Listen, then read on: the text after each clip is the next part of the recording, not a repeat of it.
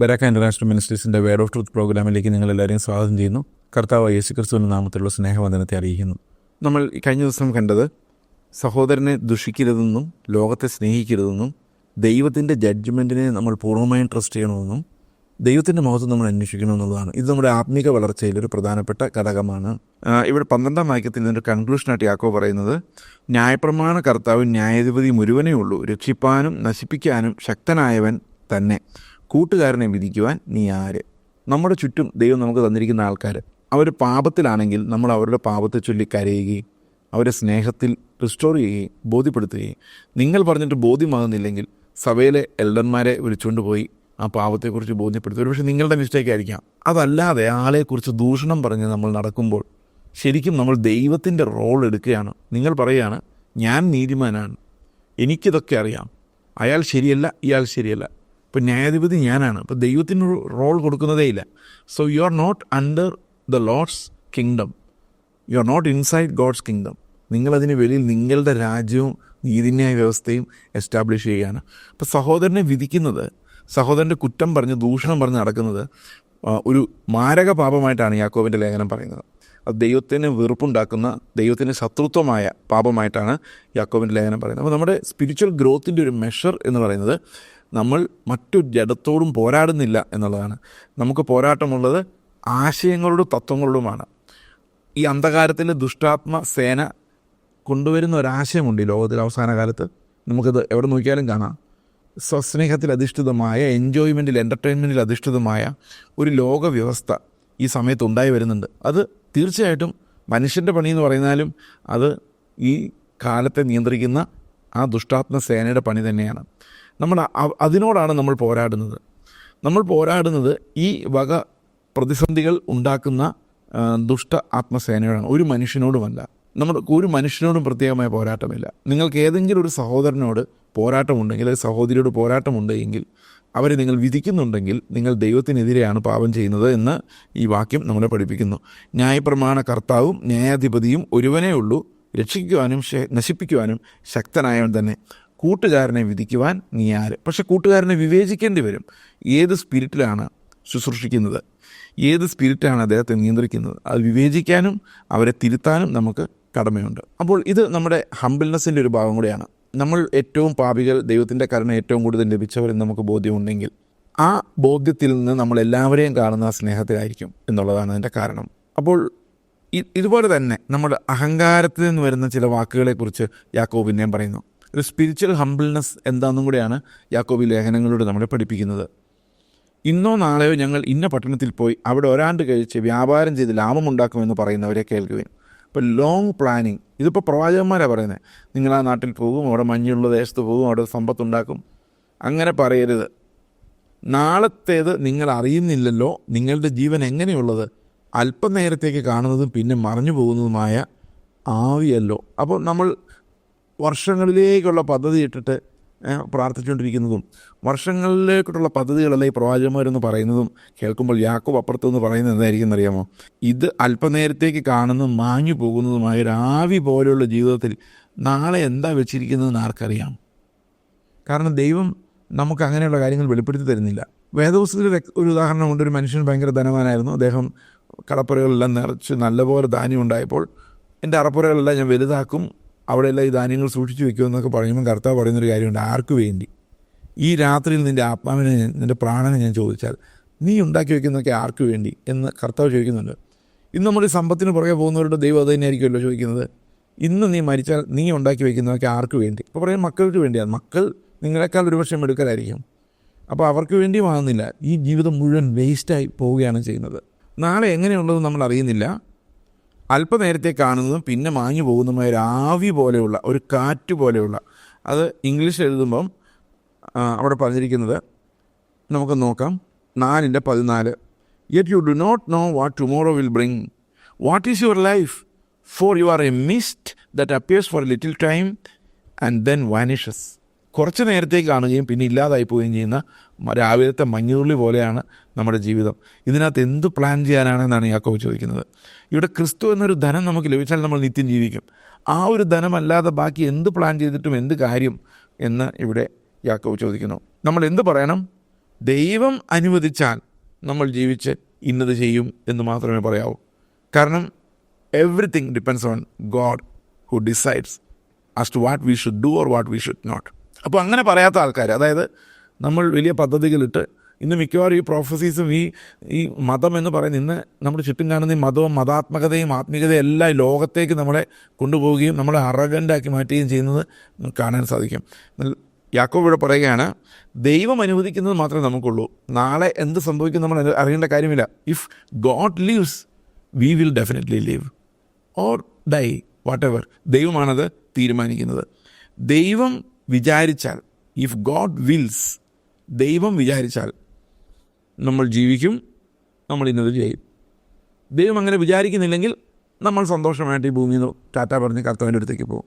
As it is you boast in your arrogance. നമ്മുടെ സഹോദരങ്ങളുടെ മുമ്പിൽ നമ്മൾ നീതിമാന്മാരെ കളിക്കുന്നത്, അവരെ നിന്ദിക്കുന്നത്, ലോകത്തെ സ്നേഹിക്കുന്നത്, ഇതെല്ലാം ദൈവത്തോടുള്ള ശത്രുത്വത്തെയാണ് കാണിക്കുന്നതെന്നാണ് യാക്കോബ് പറയുന്നത്. അപ്പോൾ യാക്കോബ് വിശുദ്ധീകരണത്തെക്കുറിച്ച് പറയുമ്പോൾ വളരെ ആഴമായ ആ ക്യാരക്ടർ, നമ്മുടെ ഡീപ്പ് അകത്തുനിന്ന് വരുന്ന ആ ക്യാരക്ടറിനെയാണ് യാക്കോബ് ടച്ച് ചെയ്യുന്നത്. നമ്മളെങ്ങനെ വിശുദ്ധീകരിക്കപ്പെടുന്നു, എങ്ങനെ ക്രിസ്തുവിൻ്റെ സ്വഭാവമുള്ളവരായി മാറുന്നു. ഈ ഒരു യാത്രയിൽ യാക്കോബിൻ്റെ ലേഖനം നമുക്ക് വളരെ പ്രധാനപ്പെട്ടതാണ്. എല്ലാ ബോസ്റ്റിങ്ങും, എല്ലാ പുകഴ്ചയും തിന്മയാണ്.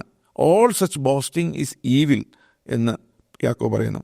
അപ്പോൾ ഇവിടെ പറയുന്നത്, നന്മ ചെയ്യാൻ പറ്റുമായിരുന്നിട്ടും അത് ചെയ്യാതെ, നമുക്ക് നന്മയാണെന്ന് അറിയാവുന്ന കാര്യം വെളിപ്പെട്ടിട്ടും അത് ചെയ്യാതെ തിന്മ ചെയ്യുന്നത് പാപമാണ്, അത് ചെയ്യാതിരിക്കുന്നതും പാപമാണെന്ന് യാക്കോബ് പറയുന്നു. അപ്പോൾ യാക്കോബ് ശരിക്കും ആ രക്ഷയുടെ, നീതീകരണത്തിൻ്റെ ഫലങ്ങളെക്കുറിച്ചാണ് സംസാരിക്കുന്നത്. നീതീകരിക്കപ്പെട്ട ഒരാൾ, ദൈവം നീതിമാൻ എന്ന് വിളിച്ച ഒരാൾ എങ്ങനെ വളരും, എങ്ങനെ അവൻ നീതിയെ വെളിപ്പെടുത്തും, എങ്ങനെ ദൈവത്തിൻ്റെ നീതിയെ വെളിപ്പെടുത്തി അനുസരണം കാണിക്കും എന്ന് യാക്കോബ് പറയുന്നു. അപ്പോൾ നീതീകരണത്തിൻ്റെ ഫലമായി വരുന്ന പ്രവൃത്തികൾ, ദൈവത്തിന് മുമ്പിൽ നമ്മുടെ സ്വഭാവത്തിനുണ്ടാകുന്ന വ്യത്യാസം, നമ്മൾ ഇന്നലെ വരെ മനുഷ്യരെ ഭയപ്പെട്ടിരുന്നെങ്കിൽ, അല്ലെങ്കിൽ നാളെ എന്ത് സംഭവിക്കും ഉത്കണ്ഠപ്പെട്ടിരുന്നെങ്കിൽ, ഇന്ന് അങ്ങനെയല്ല. ഇന്ന് ദൈവത്തെക്കുറിച്ച് മാത്രമേ നമ്മൾ വിചാരിക്കുന്നുള്ളൂ. കാരണം ആ ദൈവഹിതം എന്ന് പറയുന്നത് നമ്മൾ രാജത്വം, അതിന് നമ്മുടെ വർഷിപ്പ് കൊണ്ടും നമ്മുടെ ജീവിതം കൊണ്ടും അതിന് നമ്മൾ രാജത്വം ആസ്ക്രൈബ് ചെയ്യുന്നു എന്നുള്ളതാണ് അതിൻ്റെ കാരണം. അപ്പോൾ നാളെക്കുറിച്ചുള്ള പുകഴ്ത്തൽ. അപ്പോൾ എന്തൊക്കെയാണ് സ്പിരിച്വൽ സ്റ്റാഗ്നൻസി, അതായത് വളർച്ചയില്ലായ്മയുടെ ആ സ്റ്റാഗ്നൻ്റ് നേച്ചറിൻ്റെ അടയാളങ്ങളെന്ന് ചോദിച്ചു കഴിഞ്ഞാൽ, 1 നാവിൻ്റെ ഉപയോഗമാണ്, മറ്റൊന്ന് ലോകത്തോടുള്ള സ്നേഹം, 3 സഹോദരനെ ദുഷിക്കുന്നതാണ്, 4 ബോസ്റ്റ് ചെയ്യുന്നതാണ്. ഇത് 4 നമ്മൾ ആത്മീകമായി വളരുന്നില്ല എന്നുള്ളതിൻ്റെ അടയാളങ്ങളാണ്. ഈ ആത്മീകമായി വളരുന്നില്ല എന്ന് നമുക്ക് മനസ്സിലാകുന്നത് ഈ വേദപുസ്തകം വായിക്കുമ്പോൾ നമ്മൾ നമ്മളെ തന്നെ വെളിച്ചത്തിൽ ശോധന ചെയ്യുമ്പോഴാണ്. ഇപ്പോൾ നമ്മുടെ ജീവിതത്തിൽ കർത്താവിൻ്റെ സ്വഭാവമുള്ളവരായി നമ്മൾ മാറുമ്പോൾ വിശുദ്ധീകരണത്തിൻ്റെ അടയാളങ്ങളായി നമ്മളിൽ എല്ലാവരിലും കാണേണ്ട കാര്യങ്ങളാണിത്. അപ്പോൾ ചില കാര്യങ്ങളൊക്കെ വളരെ പെരിഫറലായിട്ട് നമുക്ക് പെട്ടെന്ന് കണ്ടുപിടിക്കാവുന്ന കാര്യങ്ങളാണ്. ഉദാഹരണത്തിന് സഹോദരനെ ദുഷിക്കുക എന്ന് പറയുന്നത്. ഇപ്പോൾ ലോകസ്നേഹം എന്തുമാത്രം ഉണ്ടെന്ന് ചിലപ്പോൾ നമുക്ക് മെഷർ ചെയ്യാൻ പ്രയാസമായിരിക്കും. ഇപ്പോൾ വേറൊരാളുടെ ശത്രുത എന്തോ എൻ്റെ ഉള്ളിലുണ്ടെന്ന് എനിക്ക് ചിലപ്പോൾ കാണാൻ കഴിയുന്ന വരില്ല. അപ്പോൾ ചിലത് വളരെ ടാഞ്ചിബിളാണ്. അതായത് നമ്മുടെ സഹോദരനെ നമ്മൾ ദുഷിച്ച് സംസാരിക്കുന്നുണ്ട്, കുറ്റം പറയുന്നുണ്ട്. ഇത് നമുക്ക് വളരെ പെട്ടെന്ന് മനസ്സിലാക്കാവുന്നൊരു കാര്യമാണ്. അതുപോലെ ബോസ്റ്റ് ചെയ്യുന്നുണ്ട്. ഇത് നമുക്ക് വളരെ പെട്ടെന്ന് തന്നെ നമ്മളെ തന്നെ ശോധന ചെയ്താൽ മനസ്സിലാകുന്ന കാര്യമാണ്. അപ്പോൾ സ്പിരിച്വൽ പാരാമീറ്റേഴ്സ് നമ്മൾ ശരിക്ക് വിശ്വാസത്തിൻ്റെ സ്ഥിരതയിൽ നിന്നുണ്ടാകുന്ന ആ ഫലം പുറപ്പെടുവിക്കുന്നുണ്ടോ എന്ന് കാണുവാനുള്ള വഴികൾ യാക്കോബ് ഇവിടെ അവതരിപ്പിക്കുന്നു, നമുക്ക് മനസ്സിലാക്കാം. അപ്പോൾ ആരാണോ ശരിക്കും നന്മ ചെയ്യുവാൻ കഴിയുമായിരുന്നിട്ടും അത് ചെയ്യാതിരിക്കുന്നത്, അത് പാപമാണെന്നാണ്. അപ്പോൾ പല സമയത്തും നമുക്ക് നമ്മുടെ സഹോദരങ്ങളോട് സ്നേഹമായിട്ട് പെരുമാറാൻ, ആശ്വാസത്തോടെ ആശ്വസിപ്പിക്കുന്ന രീതിയിൽ പെരുമാറാൻ, ജീവൻ്റെ ഒരു നല്ല ശബ്ദം അവർക്ക് ലഭിക്കുവാൻ, ആഹാരം ലഭിക്കുവാൻ നമ്മുടെ വാക്കുകൾക്ക് സാധിക്കുമായിരുന്നു. പക്ഷെ നമുക്കത് ചെയ്യാമായിരുന്നെങ്കിൽ നമ്മൾ അവരെ കൊല്ലാനാണ് നോക്കിയത്. സ്നേഹം എത്ര മനോഹരമായിരുന്നേനെ. പക്ഷേ അത് ആ നാവ് കൊണ്ട് നമ്മൾ ആളുകളെ കൊല്ലുകയും ചെയ്യാമായിരുന്ന നന്മകൾ തന്നെ മുടക്കപ്പെടുകയും ചെയ്യുന്നത് എത്ര വേദനാജനകമാണ്. അതാണ് ഇപ്പോൾ യാക്കോബ് പറയുന്നത്. പലപ്പോഴും അനീതിയുടെ ലോകമുണ്ടായിക്കഴിഞ്ഞാൽ, ഇപ്പോൾ ഉദാഹരണത്തിന് ഒരു മിഷണറിയെക്കുറിച്ച് അല്ലെങ്കിൽ സുവിശേഷകനെക്കുറിച്ച് ഒരു മോശമായൊരു അഭിപ്രായം വരുന്നു. ചുമ്മാ പറഞ്ഞതാണ്, ഒരു സംശയമായിരിക്കും ചിലപ്പോൾ പറഞ്ഞത്. പക്ഷേ അദ്ദേഹത്തിൻ്റെ ചുറ്റും അനേകം ആൾക്കാർ അനീതിയുടെ ഒരു ലോകം ഈ നാവ് കൊണ്ട് സൃഷ്ടിക്കും എന്ന് മാത്രമല്ല, നാളെ അദ്ദേഹത്തോട് കൂട്ടായ്മ കാണിക്കുന്ന പലരും കൂട്ടായ്മ കാണിക്കാതെയും ഇരിക്കാം. It can destroy A ministry. പക്ഷേ ദൈവത്തിൻ്റെ ഹിതമെല്ലാം ഒന്നും സംഭവിക്കില്ല. പക്ഷേ ഇടർച്ച വരുന്നതും സ്വാഭാവികമാണ്. പക്ഷേ ഇടർച്ച വരുത്തുന്ന ഒരാളായിട്ട് നമ്മൾ ഒരിക്കലും മാറരുത്. അത് ശുശ്രൂഷയ്ക്ക് മാത്രമല്ല, അത് നമ്മുടെ ചുറ്റുമുള്ള എല്ലാ കാര്യങ്ങളിലും. നമ്മുടെ സഹോദരങ്ങൾ. പലപ്പോഴും ഈ പാസ്റ്റർമാരെ കുറ്റം പറയുന്നത്, അഭിഷിക്തനെ കുറ്റം പറയുന്നതിനേക്കാൾ നിങ്ങൾ കേട്ടിട്ടുണ്ടല്ലോ. പക്ഷേ അഭിഷിക്തൻ എന്ന് പറഞ്ഞാൽ ആളില്ല യേശുക്രിസ്തു അല്ലാതെ. നമ്മളെല്ലാ സഹോദരങ്ങളാണ്. ഒരു സഹോദരനെയും നമ്മൾ കുറ്റം, അതായത് അവനെ വിധിക്കുന്ന രീതിയിൽ വരരുത്, തിരുത്താവുന്ന രീതിയിലേ വരാവൂ. അത് ദൈവത്തിൻ്റെ വചനം നമ്മളോട് ആവശ്യപ്പെടുന്ന ഒരു കാര്യമാണ്. ഓക്കെ, അപ്പോൾ നമ്മൾ പുകഴുന്നവരും സ്വയം അഹങ്കരിക്കുന്നവരും മറ്റുള്ളവരെ താഴ്ത്തി കിട്ടുന്നവരും ആകരുതെന്ന് യാക്കോബിൻ്റെ ലേഖനം നമ്മളെ പഠിപ്പിക്കുന്നു. 5-ാം അധ്യായത്തിലേക്ക് വരുമ്പോൾ, ഇത് അവസാനത്തെ അധ്യായമാണ്. 5-ാം അധ്യായത്തിലേക്ക് വരുമ്പോൾ, നിങ്ങൾ ധനവാന്മാരാണെങ്കിൽ കരഞ്ഞ് നിലവിളിക്കേണ്ട ഒരു സമയമായിരിക്കുന്നു എന്നാണ് യാക്കോബ് പറയുന്നത്. കാരണം ഈ ധനമെല്ലാം പുഴുവരിച്ചു പോകും. ഇപ്പോൾ നമ്മൾ എത്ര കരുതലോടെ നമ്മൾ ഇതിനെല്ലാം കൊണ്ട് നടന്നാലും ഇതെല്ലാം പുഴുവരിച്ചു പോകുന്ന ഒരു കാലമുണ്ട്. അതെത്രയും പെട്ടെന്ന് വരും.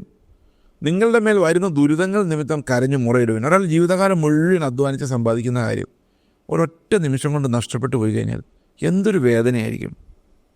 ഞാൻ കഴിഞ്ഞ ദിവസം കണ്ടതാണ്. ഒരാൾ പെട്ടെന്ന് അയാൾക്കൊരു സംശയം തോന്നുന്നു, അയാളുടെ സ്വത്ത് ആരോ അടിച്ചു മാറ്റി. അതൊരു സംശയമായിരുന്നു. എന്തൊരു നിലവിളിയാണ് ഉള്ളിൽ നിന്ന് വന്നത്. കാരണം ഇത് ആ സമ്പത്ത് പുഴുവരിച്ച് പോകുന്ന നമ്മൾ ഒരു ദിവസം കാണും. നമ്മളിന്ന് വലിയ കാര്യമായി പണിതു വച്ചിരിക്കുന്ന വീടുകൾ, ഭംഗിയായി പണിതു വച്ചിരിക്കുന്ന വീടുകളെല്ലാം ദൈവത്തിൻ്റെ നാളിൽ കരിഞ്ഞ് കത്തി ഇല്ലാതാകുന്ന ഒരു നാൾ വരുന്നുണ്ട്. അതുകൊണ്ട് ഇവിടെ പറയുന്ന ധനം ദ്രവിച്ചും ഉടുപ്പ് പുഴുവരിച്ചും പോകും. അങ്ങനെ വരുന്ന ഒരു വലിയ ദുരിതം. ഇതെന്തുകൊണ്ടാണ് ഈ ധനവാന്മാർക്ക് ദുരിതം എന്ന് പറയുന്ന കാരണം? ഈ ധനവാന്മാരായിരിക്കുന്നവർ അവരുടെ മുഴുവൻ മനസ്സും നിക്ഷേപിച്ചിരിക്കുന്ന ഇതിന്മേലാണ്. അത് നഷ്ടപ്പെട്ടു പോകുമ്പോൾ മനസ്സ് തകർന്നവരായി അവർ മാറുന്നു. ഓക്കെ, ഇവിടെ പറയുന്നത് ധനം ദ്രവിച്ചും ഉടുപ്പ് പുഴുവരിച്ചും പോയി, നിങ്ങളുടെ പൊന്നും വെള്ളിയും കറ പിടിച്ചു, ആ കറ നിങ്ങളുടെ നേരെ സാക്ഷിയാകും. അപ്പോൾ അവരുടെ കയ്യിൽ പൊന്നും വെള്ളിയൊക്കെ ഉണ്ട്. ഇതെല്ലാം കറ പിടിക്കുന്നതിന് കാരണം എന്താണ്? അത് നമ്മൾ സൽപ്രവൃത്തികളിലൂടെ അത് നമ്മളിലൂടെ വെളിയിലോട്ട് ഒഴുകുന്നില്ല എന്നുള്ളതുകൊണ്ടാണ്. നമ്മുടെ സഹോദരൻ ദുഃഖിച്ചിരിക്കുമ്പോൾ നമ്മുടെ വീട്ടിൽ പൊന്നും വെള്ളിയും കുമിഞ്ഞു കൂടുന്നു.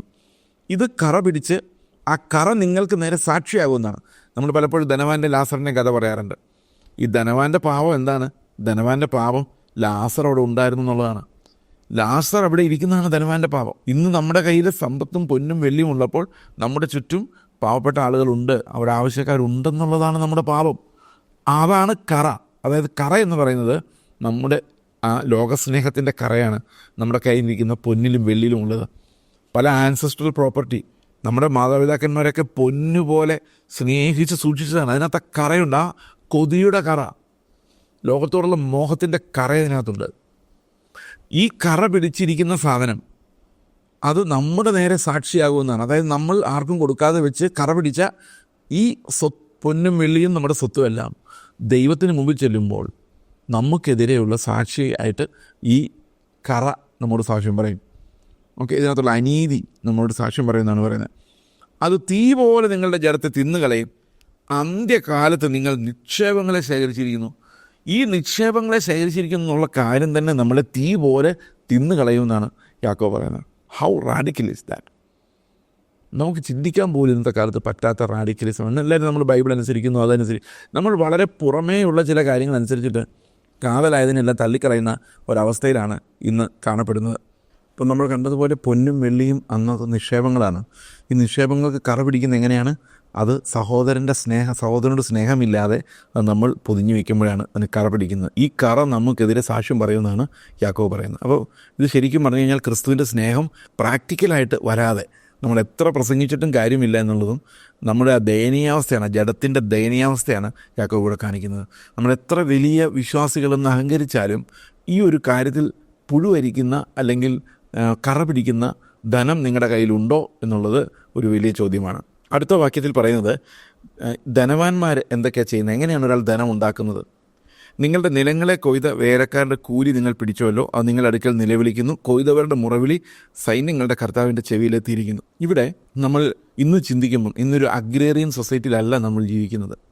എല്ലാവരും അധ്വാനിച്ച് ജീവിക്കുന്നു. ചില അധ്വാനങ്ങൾ കൂടുതൽ പ്രതിഫലം ലഭിക്കുന്നു. അങ്ങനെയാണ് ഇന്ന് കൂടുതൽ ധനവും സമാഹരിക്കപ്പെടുന്നത്.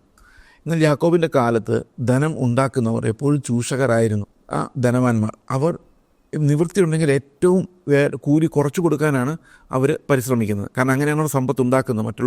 മറ്റുള്ളവർക്ക് ലഭിക്കേണ്ടത് അനധികൃതമായി തട്ടിയെടുത്താണ് ഇവരുടെ സമ്പത്ത് ഉണ്ടാക്കിക്കൊണ്ടിരുന്നത്. അപ്പോൾ ഈ പരമ്പരാഗത സമ്പത്ത്, എല്ലാ സമ്പത്തിൻ്റെ പുറകിലും ഇങ്ങനൊരു അനീതിയുടെ ഒരു ഭാഗമുണ്ട്. ഇത് നമ്മൾ പലപ്പോഴും ചിന്തിക്കാറുണ്ട്. ഈ കേരളത്തിൽ കൂലി ഭയങ്കര കൂടുതലാണ്, 1000 രൂപ ഒരു ദിവസം കൊടുക്കണം എന്നൊക്കെ നമ്മൾ വലിയ കാര്യം പറയാറുണ്ട്. പക്ഷേ നിങ്ങളൊന്ന് ആലോചിച്ച് നോക്കുക, ഒരു 20 ദിവസമായിരിക്കും അദ്ദേഹം അധ്വാനിക്കുന്നത്. ഒരു മാസം 20,000 രൂപയാണ് കിട്ടുന്നത്. നിങ്ങൾ 20,000 രൂപ കൊണ്ട് ജീവിക്കാൻ തൃപ്തരാണോ? അല്ല. എന്നാൽ അവർ അത് കൂടുതൽ ചോദിക്കുമ്പോൾ നമുക്ക് സഹിക്കാൻ പറ്റുന്നില്ല. ഒരു കുടുംബത്തിന് ഇന്നത്തെ കാലത്ത് ജീവിക്കാൻ എങ്ങനെയായാലും 20,000 രൂപ വേണമെന്നാണ് ഞാൻ ചിന്തിക്കുന്നത്. അപ്പോൾ കൂലി കൊടുക്കാതെ കൂലി മാക്സിമം കുറയ്ക്കാൻ നമ്മൾ പരിശ്രമിച്ചുകൊണ്ടിരിക്കും. നമുക്ക് അവർക്ക് അർഹതപ്പെട്ടത് കൊടുക്കാതിരിക്കുന്ന ഒത്തിരി ആൾക്കാരുണ്ട്. അപ്പോൾ ജോലി ചെയ്തിട്ട് കൂലി കൊടുക്കാതിരിക്കുന്ന അനേകം ആളുകൾ ഉണ്ട്, നമ്മുടെ ചുറ്റുമുണ്ട്. അപ്പോൾ ഇങ്ങനെയുള്ള ഈ കൂലി കൊടുക്കാത്ത അവസ്ഥ ഇപ്പം ഇല്ലാത്തതുകൊണ്ടാണ്. ഇപ്പം നമ്മൾ ഫോർ എക്സാമ്പിൾ സുവിശേഷ വേല എന്ന് പറയുന്നത് എല്ലാവരോടും ചേർന്ന് ചെയ്യുന്നൊരു പ്രവൃത്തിയാണ്. പക്ഷെ പലപ്പോഴും ചിലരുടെ അധ്വാനങ്ങളെങ്കിലും നമ്മൾ അവഗണിച്ച് കളയാറുണ്ട്. ഈ അവഗണിച്ച് കളയുക എന്ന് പറയുന്നത് ശരിക്കും അവർക്ക് അർഹതപ്പെട്ടത് കൊടുക്കാതെ ആത്മീകമായ ശുശ്രൂഷയിലൂടെ സമ്പന്നരാകുന്ന ഉപദേശ മുതലാളിമാരുണ്ട്. അപ്പോൾ അവർ അർഹതപ്പെട്ടവർക്ക് കൊടുക്കാൻ ആർക്കാണ് കൊടുക്കേണ്ടിയിരുന്നത് അവർക്ക് കൊടുക്കാതെയാണ് ഇവർ സമ്പന്നരാകുന്നത്. അപ്പോൾ അവരുടെ നിലവിളി ദൈവത്തിൻ്റെ അടുത്തേക്ക് എത്തുന്നു എന്നുള്ളതാണ് ഇവിടെ പറയുന്നത്. അതായത് ആർക്കൊക്കെയാണോ കൊടുക്കാനുള്ളത് കൊടുക്കാത്തത്, അവരുടെ നിലവിളി ദൈവത്തിൻ്റെ അടുത്ത് എത്തുന്നു. മുറവിളി സൈന്യങ്ങളുടെ കർത്താവിൻ്റെ ചെവിയിൽ എത്തിയിരിക്കുന്നു എന്നുള്ളതാണ് നമ്മൾ. അപ്പോൾ പല തരത്തിലുള്ള ചൂഷണങ്ങൾ നമ്മുടെ ജീവിതത്തിൽ ഇന്നുണ്ട്. ആ ചൂഷണങ്ങളെല്ലാം നമ്മുടെ സമ്പത്ത് വർദ്ധിപ്പിക്കാൻ വേണ്ടിയാണ് നമ്മൾ ചെയ്യുന്നത്. എവിടെയെങ്കിലും ഒരു ഇത്തിരി ലാഭം കിട്ടുമെങ്കിൽ, അപ്പോൾ വേറൊരാൾ ആ സർവീസ് ചെയ്യുന്ന ആളുടെ ജീവിതത്തിലെ കഷ്ടങ്ങളൊന്നും നമുക്ക് പ്രശ്നമല്ല. നമുക്ക് സമ്പത്ത് ഉണ്ടാക്കണമെന്ന് മാത്രമേ ഉള്ളൂ. ഞാൻ ആലോചിച്ചിട്ടുണ്ട് പലപ്പോഴും ഈ ബാർഗെയിൻ ചെയ്യുന്ന, റോഡിൽ നിന്ന് ഈ പഴങ്ങൾ വിൽക്കുന്നവർ അവരുടെ അടുത്ത് വരുന്ന ബാർഗെയിൻ ചെയ്യുന്നു. ചിലപ്പോൾ നമുക്ക് 20-30 രൂപ നഷ്ടമാകുമായിരിക്കാം. പക്ഷേ അതൊരു പാവപ്പെട്ടവൻ്റെ വീട്ടിൽ ആഹാരം ഉണ്ടാകുന്നൊരു കാര്യമാണ്. നമുക്കതല്ലാതെ അവർക്ക് കൊണ്ട് 20 രൂപ കൊണ്ട് കൊടുക്കാൻ പറ്റുമോ? അപ്പോൾ തീർച്ചയായിട്ടും നമ്മൾ കരുണയോടെ കണ്ടില്ലെങ്കിൽ ഈ ആൾക്കാരെ, നമ്മുടെ ചുറ്റുമുള്ള ആൾക്കാരെ, നമ്മളെ സെർവ് ചെയ്യുന്നവരെ, നമ്മുടെ ചുറ്റുമുള്ളവരെ കരുണയോടെ കണ്ടില്ലെങ്കിൽ അത് വലിയ അപകടകരമാണ് എന്ന് നമ്മൾ മനസ്സിലാക്കിയിരിക്കണം. അപ്പോൾ അന്ത്യകാലത്ത് നിക്ഷേപങ്ങളെ സ്വരൂപിക്കാൻ വേണ്ടി മറ്റുള്ളവരെ അവഗണിക്കുന്ന, സ്നേഹമില്ലാതെ പെരുമാറുന്ന ധനവാന്മാരെക്കുറിച്ചാണ് ഇവിടെ പറയുന്നത്. ഇവിടെ പറയുന്നത് അവർക്ക് കൊടുക്കേണ്ട കൂലി നിങ്ങൾ കൊടുത്തിട്ടില്ല എന്നുള്ളതാണ്. ഭൂമിയിൽ ആഡംബരത്തോടെ സുഖിച്ച് പുളച്ച് കൊല ദിവസത്തിലെന്ന പോലെ നിങ്ങളുടെ ഹൃദയത്തെ പോഷിപ്പിച്ചിരിക്കുന്നു. ഈ കൊല ദിവസം എന്നുള്ളത് ശരിക്കും ഞാൻ വിചാരിക്കുന്നത് ഈ ആടുകളെയും മാടുകളെയൊക്കെ കൊല്ലാൻ നേരത്തെ അവർ നല്ലപോലെ പുഷ്ടിപ്പെടുത്തി നല്ലപോലെ ഫുഡൊക്കെ കൊടുത്ത് നല്ല മിടുക്കരാക്കിയിട്ടാണ് കൊല്ലുന്നത്. അപ്പോൾ ഈ സുഖിച്ച് പുളച്ച് ജീവിക്കുന്ന ആൾക്കാരെ കാണുമ്പോൾ ഓർമ്മ വരുന്നത് ഈ മരണ ദിവസത്തിലേക്ക് വേണ്ടി പോഷിപ്പിച്ച് വെച്ചിരിക്കുന്ന, കൊല ദിവസത്തിലേക്ക് വേണ്ടി പോഷിപ്പിച്ച് വെച്ചിരിക്കുന്ന പോലെയാണ്, കൂടുതൽ മാംസം കിട്ടാൻ വേണ്ടി. അപ്പോൾ ഈ ലോകത്തിലെ ഇങ്ങനെ ധനത്തിൽ പൊളിച്ചു നടക്കുന്നവരെ സംബന്ധിച്ച് അവരുടെ മരണം എടുത്തിരിക്കുന്നതും ആ മരണത്തിന് വേണ്ടിയുള്ള വിതയ്ക്കലാണ് ഇതെന്നുമാണ് യാക്കോബ് പറയുന്നത്. ഇത്ര കഠിനമാണ് യാക്കോബ്, ഇത്ര കഠിനമായ വാക്കുകളാണ് ധനം സംഭരിച്ചു വയ്ക്കുന്നതിനെക്കുറിച്ചും മറ്റുള്ളവർക്ക് കൊടുക്കാതെ അത് സ്വയം ആഘോഷിക്കുന്നതിനെക്കുറിച്ചും പറയുന്നത്. നമ്മുടെ ലക്ഷറിയിൽ നമ്മളിത് ചിലവാക്കുമ്പോൾ അനേകം ആളുകൾ വേദനയിൽ പൊളയുന്നുണ്ട് എന്ന് യാക്കോബ് ഓർമ്മിപ്പിക്കുന്നു. നിങ്ങൾ ഭൂമിയിൽ ആഡംബരത്തോടെ സുഖിച്ച് പൊളച്ച് കൊല ദിവസത്തിലെന്ന പോലെ നിങ്ങളുടെ ഹൃദയത്തെ പോഷിപ്പിച്ചിരിക്കുന്നു. അപ്പോൾ സഭയിൽ ധനവാന്മാരുണ്ട്, ധനമില്ലാത്തവരുണ്ട്. അപ്പോൾ ധനവാന്മാരോട് പ്രത്യേകമായിട്ട് പറയുന്ന കാര്യമാണ്. നമുക്ക് അറിയാമല്ലോ, ഇന്നത്തെ കാലത്ത് ധനവാന്മാരെ ശാസിക്കാൻ ആരുമില്ല. കാരണം അവരാണ് സഭയെ മുമ്പോട്ട് കൊണ്ടുപോകുന്നത്. ഇവിടെ യാക്കോബ് ശരിക്കും പാവങ്ങളെല്ലാം ധനവാന്മാരെയാണ് ശാസിച്ചിരിക്കുന്നത്. ഒരു പാസ്റ്റർക്ക് ഇന്നത്തെ കാലത്ത് അതിന് ധൈര്യം ഉണ്ടാവുമെന്ന് ഞാൻ വിചാരിക്കുന്നില്ല. കാരണം ധനവാന്മാരാണ് ഈ പരിപാടി മുമ്പോട്ട് കൊണ്ടുപോകുന്നതെന്നുള്ളതുകൊണ്ട് തന്നെ അവരെ വെറുപ്പിക്കുക എന്ന് പറഞ്ഞു കഴിഞ്ഞാൽ സഭ തകരുന്നതിന് തുല്യമാണ്. അപ്പോൾ ആരെയും വെറുപ്പിക്കാതെയാണ് ഇന്ന് ശുശ്രൂഷ ചെയ്യുന്ന ആളുകൾ. എന്നാൽ ഇവിടെ ആരെയും ഭയപ്പെടാതെയുള്ളൊരു ശുശ്രൂഷ നമുക്ക് കാണാം. അവിടെ ആ സഭയിൽ വരുന്ന സമ്പന്നരായ ആളുകളെ വളരെ നിശ്ചിതമായിട്ട് എങ്ങനെയാണ് നിങ്ങൾക്ക് സമ്പത്ത് ഉണ്ടായതെന്ന് യാക്കോബ് വിശദമായവരെ പഠിപ്പിക്കുന്നതായിട്ട് നമുക്ക് കാണാം. 6-ാമത്തെ വാക്യത്തിൽ പറയുന്നു, ധനവാന്മാരെ പൊതുവെ ചെയ്യുന്നത് നീതിമാന്മാരെ അവർക്ക് സഹിച്ചുകൂടാ എന്നുള്ളതാണ്. ഇത് പഴയകാലത്തെ ഒരു ബൂർഷ്വാ വ്യവസ്ഥ എന്നുള്ളതല്ല, ഒരു മുതലാളിത്ത വ്യവസ്ഥയെക്കുറിച്ചാണ് ഈ വാക്യങ്ങൾ പറയുന്നത്. നീതിമാന്മാരെ അവർക്ക് സഹിക്കാൻ കഴിയുകയില്ല, കാരണം അനീതി ഇല്ലാതെ പണം ഉണ്ടാവുകയില്ല. അപ്പോൾ നീതിമാന്മാരെ അവർക്കൊട്ടും സഹിക്കാൻ പറ്റത്തില്ല. ഇപ്പം ഒരാൾ പാർട്ട്ണർഷിപ്പ്, 2 പേര് തമ്മിൽ പാർട്ട്ണർഷിപ്പ് ബിസിനസ് ചെയ്യുന്നു. അതിലൊരാൾ നീതിമാനായിപ്പോയാൽ മറ്റേയാൾക്ക് ഒട്ടും സഹിക്കാൻ കഴിയില്ല. കാരണം അത് മുമ്പോട്ടുള്ള ബിസിനസ്സിന് നല്ലതല്ല. കുറച്ച് തട്ടിപ്പില്ലാതെ ബിസിനസ് എങ്ങനെ ജയിക്കുമെന്ന് ചോദിക്കുന്ന ആൾക്കാരെ ഞാൻ ഇഷ്ടംപോലെ കണ്ടിട്ടുണ്ട്. ചില ആൾക്കാർ പറഞ്ഞിട്ടുണ്ട് ബിസിനസ്സിനകത്ത് തട്ടിപ്പില്ലാതെ നടക്കില്ല എന്നൊക്കെ. എനിക്കറിയില്ല, ഞാൻ ഒരിക്കലും ഒരു ബിസിനസ്സുകാരനായിരുന്നില്ല. പക്ഷേ ഈ ബിസിനസ് ചെയ്യുന്ന ആളുകൾ 2 പേര്, ഒരാൾ തീരുമാനിക്കുകയാണ് നീതിയോടെ ചെയ്യുകയുള്ളൂ എന്ന് തീരുമാനിച്ചു കഴിഞ്ഞാൽ അവിടെ അടിയാവുന്നുള്ള ഒരു ഉറപ്പാണ്. കാരണം നീതി നടക്കുന്ന ഒരു സ്ഥലമല്ല ശരിക്കും ബിസിനസ് ഫീൽഡ് എന്ന് പറയുന്നത്. കാരണം സമ്പത്താണ് ലക്ഷ്യമെങ്കിൽ അവിടെ നീതിക്ക് വലിയ പ്രസക്തിയൊന്നുമില്ല. അപ്പോൾ ഇവിടെ യാക്കോബ് പറയുന്നത്, നീതിമാനെ നിങ്ങൾ കുറ്റം വിധിച്ചു കൊന്നു, അവൻ നിങ്ങളുടെ മറുത്ത് നിൽക്കുന്നുമില്ല. അപ്പോൾ നീതിമാനെ സംബന്ധിച്ച് യഥാർത്ഥ നീതിമാന്മാർക്ക് അവരുടെ നീതി തെളിയിക്കാൻ പോകാറില്ല അവർ. കാരണം അത് ദൈവത്തിന് മുമ്പിൽ എപ്പോഴും ഓപ്പണായിട്ടുള്ളൊരു കാര്യമാണ്. നമ്മളെ ഒരാൾ കുറ്റം വിധിച്ചു കഴിഞ്ഞാൽ നമ്മളതിന് എങ്ങനെ പ്രതികരിക്കണം എന്നുള്ള കാര്യത്തെക്കുറിച്ച് ഞാൻ പലപ്പോഴും ആലോചിച്ചിട്ടുണ്ട്. ഇപ്പോൾ ഒരു ആരോപണം ഒരാളെക്കുറിച്ച് പറയുന്നു. ഈ ആരോപണം ഇപ്പം എന്നെക്കുറിച്ച് ഒരാളൊരു ആരോപണം പറയുകയാണെങ്കിൽ ഞാനൊരു പബ്ലിക്കലി പ്രസംഗിക്കുന്ന ഒരാൾ എന്നുള്ള നിലയിൽ അതിന് എക്സ്പ്ലനേഷൻ കൊടുക്കാൻ ഞാൻ ബാധ്യസ്ഥനാണ് എന്ന് തന്നെയാണ് ഞാൻ വിശ്വസിക്കുന്നത്. അത് ഞാൻ നീതിമാൻ എന്നതുകൊണ്ട് വരുന്നൊന്നുമില്ല. കാരണം നമ്മുടെ പാപം ദൈവത്തിന് മുമ്പിൽ, ബലഹീനതകൾ, നമ്മുടെ എല്ലാ അന്തരാത്മാവും ദൈവത്തിന് അറിയാം. പക്ഷെ ഒരു തെറ്റായ ഒരു ആരോപണം വന്നു കഴിഞ്ഞാൽ, ശരിയായത് വന്നു കഴിഞ്ഞാൽ നമ്മൾ കൺഫസ് ചെയ്യാൻ ബാധ്യസ്ഥരാണ്. തെറ്റായത് വന്നു കഴിഞ്ഞാൽ തെറ്റാണ്, അങ്ങനെ സംഭവിച്ചിട്ടില്ല, അങ്ങനെ അല്ല എന്ന് പറയാനുള്ള ബാധ്യത നമുക്കുണ്ട്. കാരണം നമ്മളെ കേൾക്കുന്നവർ നമ്മുടെ ജീവിതവും കൂടിയാണ് കാണുന്നത്. അതുകൊണ്ട് നമ്മുടെ മുമ്പിലിരുന്ന് കേൾക്കുന്നവരുടെ മുമ്പിൽ നമ്മൾ ബ്ലെയിംലെസ് ആയിരിക്കുക എന്നുള്ളത് ശുശ്രൂഷയിൽ വളരെ പ്രധാനപ്പെട്ടൊരു കാര്യമാണ്. പിന്നെ അത് ആണയിടാനും തെളിയിക്കാനൊന്നും പോകേണ്ട കാര്യമില്ല. പറയേണ്ടത് നമ്മുടെ കടമ. ചിലപ്പോൾ ആളുകൾ വിശ്വസിച്ചില്ല എന്ന് വരാം. But we are not concerned about a reputation, we are concerned only about the glory of God. പക്ഷെ പലപ്പോഴും ഇന്ന് പാപം പ്രശ്നമല്ലാത്ത ഒരു സ്ഥിതിയിലേക്ക് വരാൻ ഇടയായിട്ടുണ്ടെന്നുള്ളത് കൊണ്ടും നമ്മൾ ഒരു ആരോപണത്തിൽ വന്നു കഴിഞ്ഞാൽ അത് ക്ലാരിഫൈ ചെയ്യാൻ, ദൈവത്തിൻ്റെ ആത്മാവിന് മുമ്പിൽ അത് ക്ലാരിഫൈ ചെയ്യുവാൻ നമുക്ക് ബാധ്യത ഉണ്ടെന്നാണ് ഞാൻ വിചാരിക്കുന്നത്. നിങ്ങൾ നീതിമാനെ കുറ്റം വിധിച്ചു കൊന്നു, അവൻ നിങ്ങളോട് മറുത്തു നിൽക്കുന്നതുമില്ല. അപ്പം മറുത്തു നിൽക്കാത്ത ആൾക്കാരെ, എതിർത്ത് നിൽക്കാത്തവരെ, ദൈവത്തിന് മുമ്പിൽ തന്നെത്താൻ വിട്ടുകൊടുത്ത ആൾക്കാരെ നിങ്ങൾ എന്ത് ചെയ്തു? ക്രൂരമായി കുറ്റം വിധിച്ച് അവരെ കൊന്നു. യാക്കോബിൻ്റെ ഹൃദയത്തിലുള്ള ഏറ്റവും വലിയ വേദന ഈ കുറ്റം പറച്ചിലിനെ കുറിച്ചാണ്. അത് നമുക്കറിയാമല്ലോ. തുടങ്ങിയപ്പോൾ മുതൽ ഈ സഹോദരനുള്ള സ്നേഹത്തെക്കുറിച്ചാണ് പറഞ്ഞു വരുന്നത്. 3-ാം അധ്യായം മുഴുവൻ അതിനെക്കുറിച്ചാണ് പറയുന്നത്. 4-ാം അധ്യായം 5-ാം അധ്യായം വന്നപ്പോൾ അതേ വിഷയത്തിലേക്ക് തന്നെ വീണ്ടും 9-ാം വാക്യം വരുമ്പോൾ അവിടെ പറയുന്നത്, സഹോദരന്മാരെ വിധിക്കപ്പെടുകാതിരിപ്പാൻ ഒരുവൻ്റെ നേരെ ഒരുവൻ ഞരങ്ങിപ്പോകരുത്. നമ്മൾ വിധിക്കപ്പെടാതിരിക്കണം, നമ്മൾ മറ്റൊരാളുടെ നേരെ നമ്മൾ ഞരങ്ങിപ്പോകരുത്. ഇത് വളരെ പ്രധാനപ്പെട്ടൊരു കാര്യമാണ്. നമ്മൾ നമ്മുടെ സഹോദരനെ എങ്ങനെ കാണുന്നു എന്നുള്ളത് നമ്മുടെ സ്പിരിച്വൽ ഗ്രോത്തിൽ ഏറ്റവും പ്രധാനപ്പെട്ട ഒരു കാര്യമാണ്. അപ്പോൾ നമ്മൾ എന്ത് ചെയ്യണം? ഈ സഹോദരങ്ങളുടെ കാര്യത്തിലായാലും ജീവിതത്തിൽ ഏത് കാര്യത്തിലായാലും ഇവിടെയുള്ള ആഹ്വാനം എന്താണെന്ന് വെച്ച് കഴിഞ്ഞാൽ, കർത്താവിൻ്റെ പ്രത്യക്ഷത വരെ നമ്മൾ ദീർഘക്ഷമയോടെ ഇരിക്കണം എന്നുള്ളതാണ്. ആർക്ക് വേണമെങ്കിലും എപ്പോൾ വേണമെങ്കിലും നന്നാവാം. ദൈവം വരുന്നവരെയും കർത്താവ് വരുന്നവരെയും നമ്മൾ ദീർഘക്ഷമയോടെ വേറൊരു സഹോദരന് വേണ്ടി കാത്തിരിക്കണം. കാരണം കൃഷിക്കാരൻ ഭൂമിയുടെ വിലയേറിയ ഫലത്തിന് കാത്തുകൊണ്ട് മുൻമഴയും പിന്മഴയും അതിന് കിട്ടുവോളം ദീർഘക്ഷമയോടെ ഇരിക്കുന്നുവല്ലോ. അപ്പോൾ ഒരു കൃഷിക്കാരൻ കൃഷി ചെയ്തതിന് നല്ല ഫലം പുറപ്പെടുവിക്കുന്നവരെ അവൻ ദീർഘക്ഷമയോടെ ഇരിക്കുന്ന പോലെ നമ്മളും നമ്മുടെ ചുറ്റുമുള്ള സഹോദരങ്ങളെക്കുറിച്ചും നമ്മുടെ ജീവിതത്തെക്കുറിച്ചും ദീർഘക്ഷമയുള്ളവരായിരിക്കണം. കാരണം മുൻമഴയും പിന്മഴയും അയച്ച് ആ വിളവ് എടുപ്പിക്കുവാൻ അധികാരമുള്ള ശക്തിയുള്ളൊരു ദൈവം ഉണ്ട് എന്നുള്ളത് കൊണ്ട് നമ്മൾ ദീർഘക്ഷമയോടെ ഓരോ സഹോദരനും നമ്മൾ വിശദീകരിക്കപ്പെടുന്നതിന് വേണ്ടി കാത്തിരിക്കണമെന്ന് ഈ വാക്യം നമ്മളെ പഠിപ്പിക്കുന്നു. അപ്പോൾ നമ്മൾ പരസ്പരം ഞെരങ്ങിപ്പോകാതെ ദീർഘക്ഷമയോടെ, ദീർഘക്ഷമ എന്നുള്ളൊരു വാക്ക് ഫോർബെയറൻസ് എന്നുള്ളൊരു വാക്കാണ്. ഇംഗ്ലീഷിൽ അതിന് ഫോർബെയറൻസ് എന്നാണ് പറയുന്നത്. അതായത് ഒരു മനുഷ്യനെ സഹിക്കുകയാണ് മരിക്കുന്നവരെ. കാരണം ദൈവത്തിന് ഏത് സമയത്തും ആരെയും നന്നാക്കാൻ പറ്റും. ദൈവത്തിന് ആരെ വേണമെങ്കിലും അവരുടെ ഹൃദയത്തെ തിരിക്കാൻ പറ്റും എന്നുള്ളതുകൊണ്ട് ഒരു മനുഷ്യനോട് നമ്മൾ ജീവിതകാലം മുഴുവൻ ദീർഘകാലത്തേക്ക് കാണിക്കുന്ന ആ സഹിഷ്ണുതയാണ് ശരിക്കും ദീർഘക്ഷമ എന്ന് പറയുന്നത്. ചില ആൾക്കാർ പറയാൻ, എനിക്ക് അയാളുടെ കൂടെ ജീവിക്കാൻ പറ്റത്തില്ല മാസ്റ്ററെ എന്ന് പറഞ്ഞ് കേട്ടിട്ടുണ്ട്, അല്ല സഹോദര എന്ന് പറഞ്ഞ് കേട്ടിട്ടുണ്ട്. പ്രിയ സഹോദരങ്ങളെ, ദീർഘക്ഷമയില്ലായ്മയാണ്. ദൈവം എത്ര ദീർഘക്ഷമയോടെയാണ് നമുക്ക് വേണ്ടി കാത്തിരിക്കുന്നത്. അപ്പോൾ മുൻമഴയും പിന്മഴയും അയച്ച് സമൃദ്ധിയിൽ, ആ ആത്മീക സമൃദ്ധിയിൽ നയിക്കുവാൻ കഴിവുള്ള ദൈവം ഉണ്ട്.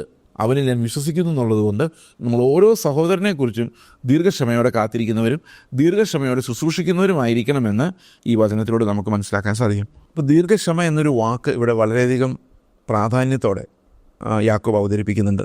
കാരണം അതൊരു കൃഷിക്കാരനെ എക്സാമ്പിളായിട്ടാണ് പറയുന്നത്. കൃഷിക്കാരൻ ഒരു കൃഷി വിത്ത് വിതച്ച ശേഷം അതിന് മഴ പെയ്ത് അത് വളർന്ന് അത് ഫലം പുറപ്പെടുവിക്കുന്നവരെ ഒരു കൃഷിക്കാരൻ ക്ഷമയോടെ കാത്തിരിക്കുന്നു. അതുപോലെ തന്നെ കർത്താവിൻ്റെ വരവിന് വേണ്ടി നമ്മൾ ക്ഷമയോടെ കാത്തിരിക്കണം.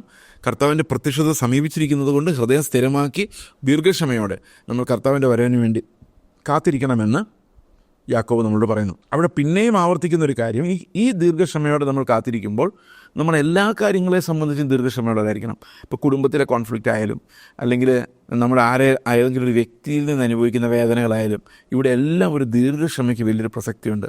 നമ്മൾ കർത്താവിൻ്റെ സ്വഭാവമുള്ളവരായി കർത്താവിൻ്റെ വരവിന് വേണ്ടി എങ്ങനെ കാത്തിരിക്കുന്നു, അതുപോലെ തന്നെ നമ്മൾ ഓരോരുത്തരുടെയും മാനസാന്തരത്തിന് വേണ്ടി ചിലപ്പോൾ അത് നടന്നു വരാം. പക്ഷേ നമ്മൾ ദൈവത്തിൻ്റെ ഹിതം ഒരിക്കലും നമുക്ക് മുൻകൂട്ടി അറിയാൻ പറ്റാത്തത് കൊണ്ട് നമ്മൾ നല്ലത് പ്രതീക്ഷിച്ച് ദീർഘക്ഷമയോടെ കർത്താവിൻ്റെ വരവ് എന്തായാലും നടക്കുമല്ലോ. അപ്പം അതിനു വേണ്ടി കാത്തിരിക്കുക എന്നുള്ളതാണ് ഇവിടെ ദീർഘക്ഷമ എന്നുള്ള വാക്കുകൊണ്ട് യാക്കോബ് ഉദ്ദേശിക്കുന്നത്. ഹൃദയം സ്ഥിരമാക്കി, ക്രിസ്തുവിൽ ഏകാഗ്രമാക്കി, ബാക്കിയുള്ള കാര്യങ്ങളെക്കുറിച്ച് ചിന്തിക്കാതെ ദൈവത്തെ സ്തോത്രം ചെയ്ത് ഏകാഗ്ര ഹൃദയത്തോടെ കാത്തിരിക്കണമെന്നും കർത്താവിൻ്റെ പ്രത്യക്ഷത സമീപിച്ചിരിക്കുന്നതിനാൽ ആ ദീർഘക്ഷമ നമ്മൾ നമ്മുടെ ചുറ്റുമുള്ള ആളുകളോടും കാണിക്കണമെന്നും യാക്കോബ് പറയുന്നു. അതുകൊണ്ട് സഹോദരന്മാരെ, വിധിക്കപ്പെടാതിരിക്കുവാൻ ഒരുവൻ്റെ നേരെ നിങ്ങൾ ഞരങ്ങിപ്പോകരുത്, ഇതാ ന്യായാധിപതി വാതിൽക്കൽ നിൽക്കുന്നു. അപ്പം ന്യായാധിപതിയായൊരു ആൾ ദൈവം വരുമ്പോൾ നമ്മളെല്ലാം ഒരുപോലെ കുറ്റവാളികളായി കാണുമെന്നുള്ളതിനാൽ നമ്മൾ ഒരിക്കലും ഞരങ്ങിപ്പോകരുത്. ഒരുവൻ്റെ നേരെ ഒരുവൻ പകയുള്ളവനായി മാറരുത്. ഒരിക്കലും ഒരു പക ഉള്ളിൽ കയറിയാൽ പിന്നെ ആ മനുഷ്യൻ ചെയ്യുന്ന മുഴുവൻ ഭയങ്കര തെറ്റായിട്ടേ കാണാൻ പറ്റുള്ളൂ. കാരണം അങ്ങനെയാണ് ഈ മനുഷ്യരുടെ അവസ്ഥ എന്ന് പറയുന്നത്. ഒബ്ജക്റ്റീവായിട്ട് ഒരു ഇഷ്യൂവിനെ പഠിക്കാനോ സമീപിക്കാനോ കർത്താവ് നോക്കുന്ന പോലെ ഒരു കാര്യത്തെ നോക്കാനോ നമ്മൾ പരിശീലനമുള്ളവരല്ല. നമ്മുടെ ജഡം അങ്ങനെയല്ല. നമ്മുടെ ജഡം എപ്പോഴും ഒരാളൊരു തെറ്റ് ചെയ്ത് നമുക്ക് ഇഷ്ടപ്പെടാതെ പോയി കഴിഞ്ഞാൽ അയാളിൽ പിന്നെ ഒരു നന്മയും കാണാൻ നമുക്ക് പറ്റാത്ത പോലെയാണ് നമ്മുടെ പെരുമാറ്റങ്ങൾ പലപ്പോഴും ഉണ്ടാകുന്നത്. ഇവിടെ പറയുന്നത്, സഹോദരന്മാരെ, കർത്താവിൻ്റെ നാമത്തിൽ സംസാരിച്ച പ്രവാചകന്മാരെ കഷ്ടാനുഭവത്തിനും ദീർഘക്ഷമയ്ക്കും ദൃഷ്ടാന്തമായി വെച്ചുകൊള്ളുവേൻ. അപ്പോൾ യേശുക്രിസ്തുവിൻ്റെ കഷ്ടതകൾ, അതുപോലെ തന്നെ കർത്താവിൻ്റെ നാമം പറഞ്ഞ എല്ലാ പ്രവാചകന്മാരും കഷ്ടം അനുഭവിച്ചിട്ടുണ്ട്. അവരുടെ കഷ്ടങ്ങൾ ദീർഘക്ഷമയ്ക്കൊരു അടയാളമായിട്ട് വെച്ചുകൊള്ളുക. കാരണം നമ്മളും അതുപോലെ ദൈവത്തിൻ്റെ ശബ്ദമായി മാറിയാൽ നമ്മളും പീഡിപ്പിക്കപ്പെടുമെന്നുള്ള കാര്യത്തിന് ഒരു സംശയമില്ല. നമ്മൾ ഉപദ്രവിക്കപ്പെടും, നമ്മളെക്കുറിച്ച് എല്ലാ തിന്മയും കളവായി പറയും. കാരണം നമ്മൾ പ്രവാചകന്മാരായി മാറിയാൽ, ഈ സമൂഹത്തിന് മുമ്പിൽ ദൈവത്തിൻ്റെ ശബ്ദമായി മാറിക്കഴിഞ്ഞാൽ തീർച്ചയായിട്ടും നമ്മുടെ ചുറ്റും ശത്രുക്കൾ പെരുകും. അന്ന് പ്രവാചകന്മാർ ഉപദ്രവിക്കപ്പെട്ടത് അതുകൊണ്ട് തന്നെയാണ്. ഇന്നും അതിന് തന്നെ നല്ല സാഹചര്യമുണ്ട് എന്ന് നമുക്ക് ഈ വാക്യങ്ങൾ നമ്മളെ പഠിപ്പിക്കുന്നു. അപ്പോൾ ഇവിടെ പറയുന്നത്, സഹോദരന്മാരെ, കർത്താവിൻ്റെ നാമത്തിൽ സംസാരിച്ച പ്രവാചകന്മാരെ കഷ്ടാനുഭവത്തിനും ദീർഘക്ഷമയ്ക്കും ദൃഷ്ടാന്തമായി വിചാരിച്ചു കൊള്ളുവാൻ. അപ്പം പെട്ടെന്ന് നമ്മൾ പ്രവാചകന്മാരെ ഓർത്താൽ മതി, അവർക്ക് എങ്ങനെയാണ് ലോകത്തിൽ കഷ്ടം അനുഭവിക്കേണ്ടി വന്നത്. ഇത് ഞാൻ പറയുമ്പം പല ആൾക്കാർക്കും ഈ സ്വയനീതിയിൽ നിന്നുള്ളൊരു കഷ്ടം അനുഭവിക്കുന്ന ആൾക്കാരുണ്ട്. സ്വയനീതി കാരണം കഷ്ടം അനുഭവിക്കുന്ന ആൾക്കാർ. അത് വളരെ രസകരമാണ്. എത്ര ഡിസെപ്റ്റീവാണ് മനുഷ്യൻ്റെ മനസ്സെന്നുള്ളതാണ്. അതായത് ഞാൻ വിചാരിക്കുകയാണ്, എൻ്റെ ചുറ്റുമുള്ളവരൊക്കെ മോശമാണ്, ഞാൻ കഷ്ടപ്പെടുവാണ് അവരുടെ മുമ്പ് കർത്തമേശ എടുക്കാൻ എനിക്ക് പറ്റും, എല്ലാവരും ആരും ശരിയല്ലെന്ന്, എല്ലാ പ്രശ്നക്കാരാണ്, ഞാൻ മാത്രമേ ഉള്ളൂ അതിനകത്ത് ഇത്തിരി എരിഞ്ഞ് കർത്താവിന് വേണ്ടി നീതിയോടെ നിൽക്കുന്നു. ഇങ്ങനൊരു ഭാവം പല ആളുകളുടെ ഉള്ളിലുണ്ടാകും. അതിനുമെതിരെ യാക്കോബ് പറയുന്നുണ്ട്, നമ്മൾ ഏറ്റവും ഹമ്പിളായി ഏറ്റവും താഴ്ന്നിരിക്കുന്ന ഒരാളായി തന്നെ നമ്മളെ തന്നെ വിചാരിച്ചുകൊണ്ട് വേണം ഈ ദീർഘക്ഷമയും കൂടെ കാണിക്കാൻ. അതായത് നമ്മൾ മറ്റുള്ളവരുടെ പാപങ്ങൾ എന്ന് പറഞ്ഞ് നമ്മൾ എണ്ണുമ്പോൾ നമ്മുടെ പാപങ്ങൾ അതുപോലെ എണ്ണാൻ കഴിവുള്ളൊരു ന്യായാധിപതി വാതിൽക്കൽ ഒന്ന് നിൽപ്പുണ്ട് എന്ന് ഈ വാക്യങ്ങൾ നമ്മളെ ഓർമ്മിപ്പിക്കുന്നു. 11-ാം വാക്യം പറയുന്നത്, സഹിഷ്ണുത കാണിച്ചവരെ നാം ഭാഗ്യവാന്മാരെന്ന് പുകഴ്ത്തുന്നു. ഇയ്യോബിൻ്റെ സഹിഷ്ണുത നിങ്ങൾ കേട്ടും കർത്താവ് വരുത്തി അവസാനം കണ്ടുമിരിക്കുന്നു. കർത്താവ് മഹാകരുണയും മനസ്സലിവും ഉള്ളവനല്ലോ. അപ്പോൾ നമ്മളൊരു പരീക്ഷണമുണ്ട്, പരീക്ഷണത്തിൽ നമ്മൾ ജയിക്കണം. അത് ദീർഘക്ഷമയോടെ നമുക്ക് മുമ്പെയുള്ള പ്രവാചകന്മാർ എങ്ങനെ അതിനെ നേരിട്ടോ അതേപോലെ തന്നെ നമ്മുടെ ജീവിതത്തിൽ വരുന്ന കഷ്ടതകളും പ്രയാസങ്ങളെല്ലാം ദീർഘക്ഷമയോടെ കാണണമെന്ന് മാത്രമല്ല, നമ്മുടെ ചുറ്റുമുള്ള സഹോദരങ്ങളെയും നമ്മൾ ദീർഘക്ഷമയോടെ കാണണം എന്ന് നമുക്ക് മനസ്സിലാക്കാം. ഓക്കെ, ഇവിടെ പറയുന്നത് ഇയ്യോബിൻ്റെ കഷ്ടതയെക്കുറിച്ചാണ്. ഇയ്യോബ് കഷ്ടപ്പെടുമ്പോൾ എന്തിനാണ് കർത്താവ് ഇയ്യോബിനെ കഷ്ടപ്പെടുത്തിയത്? സഹിഷ്ണുത. ഇവിടെ ഉപയോഗിച്ചിരിക്കുന്ന വാക്ക് സഹിഷ്ണുത എന്നാണ്. നമ്മൾ കഷ്ടങ്ങളുടെ നടുവിൽ കാണിക്കേണ്ട സ്ഥിരത, സഹിക്കുന്നതിനുള്ളൊരു കപ്പാസിറ്റി, സഹിഷ്ണുത. അതായത് നമ്മുടെ ചുറ്റുമുള്ള സാഹചര്യങ്ങളിൽ നമ്മൾ പ്രതികരിക്കാതെ അത് സഹിക്കുവാൻ കഴിയുന്നതിനെയാണ് നമ്മൾ സഹിഷ്ണുത എന്ന് പറയുന്നത്.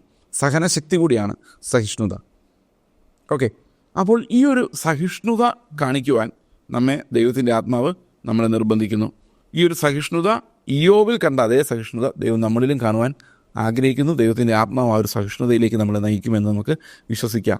അപ്പോൾ വിശ്വാസം എന്ന് പറയുന്നത് ജസ്റ്റ് ഒരു പ്രകടനമല്ല, അത് നമ്മുടെ ക്യാരക്ടറിനൊരു ചേഞ്ചാണ്. നമ്മുടെ സ്വഭാവം മാറുകയും നമ്മൾ ദീർഘക്ഷമയുള്ളവരാവുകയും നമ്മൾ സഹോദരങ്ങളെ സ്നേഹിക്കുന്നവരായി മാറുകയും ചെയ്യുക എന്നുള്ളതാണ് ഈ ഭക്തി കൊണ്ട് ഉദ്ദേശിക്കുന്നത്. അതുകൊണ്ട് ദൈവം നമ്മളെല്ലാവരെയും ആ ഒരു ഭക്തിയിൽ, യഥാർത്ഥ ഭക്തിയിൽ സ്ഥിരപ്പെടുത്തുമാറാകട്ടെ എന്ന് നമുക്ക് പ്രാർത്ഥിക്കാം.